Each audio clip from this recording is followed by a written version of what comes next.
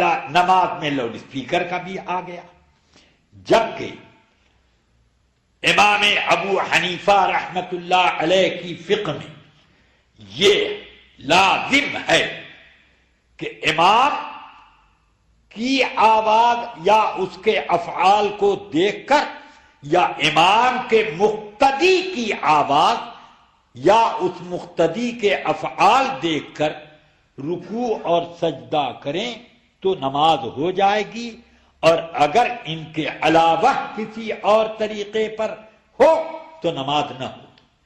اب مجھے بتاؤ کہ لاؤڈ اسپیکر سے جو آواز نکلتی ہے تو کچھ لوگ بیوقوف بناتے ہیں کہ امام صاحب کی آواز ہے۔ امام صاحب کی آواز اگر اتنی تھی تو اب امام صاحب یہاں کھڑے ہو کے بول رہے ہیں تو ادھر سے کیوں آتی، ادھر سے کیوں آواز آتی اور اتنی زور سے کیوں آتی؟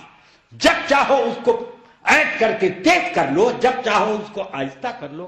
امام صاحب کا کان اینٹ کر کے بھی کبھی کر لیا ہوتا تب ہم سمجھتے۔ تو اس کا مطلب یہ ہے کہ خود اس میں آواز پیدا ہوتی، اور یہ آواز اسی طرح سے پیدا ہوتی ہے جیسے گھر کے دروازے پہ بیل دباتے ہیں تو انگلی نے بیل دبایا اور وہ ٹی ٹی کی آواز، تو یہاں بھی اسی طریقے کے کچھ خاص پوائنٹ بنائے جاتے ہیں کہ جیسے ہوا کے دھکے اس پوائنٹ کو لگتے ہیں اسی طریقے پر کوں کاں کوں اب مختلف شوشے آوازوں کے پیدا ہوتے ہیں۔ اس سلسلے میں آپ انسائکلوپیڈیا میں دیکھیے کہ میکروفون کی تحقیق پر کیا لکھا۔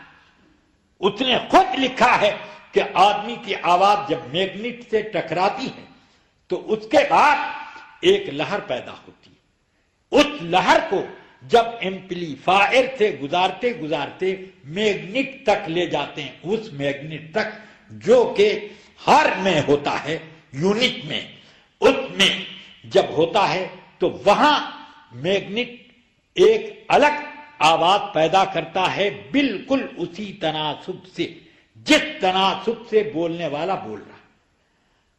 تو یہ ایک نئی آواز ہوئی، ہماری نہ ہوئی، اور اگر ہماری ہوئی تو یہ ہم نے کب ٹی ٹی کرنا شروع کیا تھا جو اس میں سے ایک آواز نکلتی ہے۔